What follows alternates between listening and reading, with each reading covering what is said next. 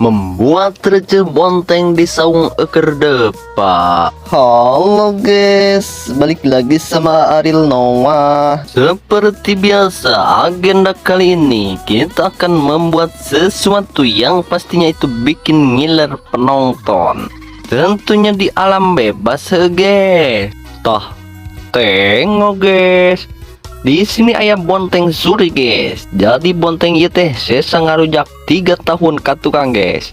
Jadi akan sayang banget kalau teu diolah dan membiarkan digemrong laler. Jadi lebih baik diolah lalu dipacok saja guys. Pertama-tama kita sepil dulu bahan-bahannya guys. Di sini tentunya ayah bontengnya 3 siki. Ayah uyah, gula, cengek, ejeng di tentunya ayah cikur guys. Setelah itu tinggal diabrukin saja bahan-bahan yang sudah tadi